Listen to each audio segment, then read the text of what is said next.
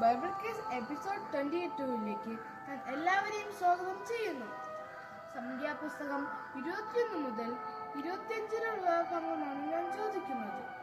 First question: ദൈവത്തിനും മോശയ്ക്കും വിരോധമായി Israel ജനം സംസാരിച്ചപ്പോൾ ദൈവം അവിടെ എന്താണ് അയച്ചത്?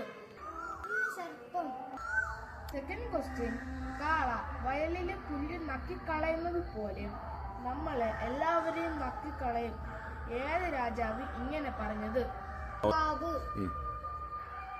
തേർഡ് ക്വസ്റ്റ്യൻ: ഇസ്രായേൽ ജനത്തെ ശപിക്കുവാൻ മോവാബ് ഏത് പ്രവാചകനെയാണ് അയച്ചത്?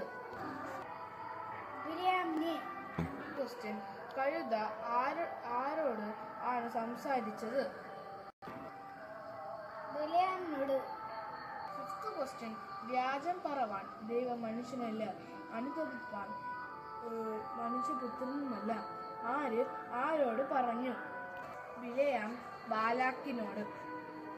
സിക്സ്ത് ക്വസ്റ്റ്യൻ: കാട്ടുപോത്തിന് തുല്യമായ ബലം അവന് ഉണ്ട്. ആർക്ക്? യാക്കോബിന്. സെവൻത് ക്വസ്റ്റ്യൻ: ബെയോറിന്റെ മകൻ ആരാണ്? ബിലെയാം.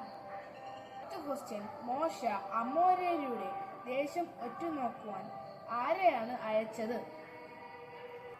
യസേരനെ. നയൻത് ക്വസ്റ്റ്യൻ: ദൂതനെ കണ്ടപ്പോൾ കഴുത എന്ത് ചെയ്തു? ബിലെയാമിന്റെ കീഴെ കിടന്നു കളഞ്ഞു. ക്വസ്റ്റ്യൻ: യഹോവ നട്ടിരിക്കുന്ന ചന്ദന വൃക്ഷങ്ങൾ പോലെ ആണ്. ആര്? യാക്കോബ്. ഫ്രണ്ട്സ്, അടുത്ത എപ്പിസോഡ് നമുക്ക് എല്ലാവർക്കും കാണാം. മാത്രമല്ല, നിങ്ങൾ വിലയേറിയ കമന്റ് ബോക്സിൽ ടൈപ്പ് ചെയ്യൂ. ബൈ.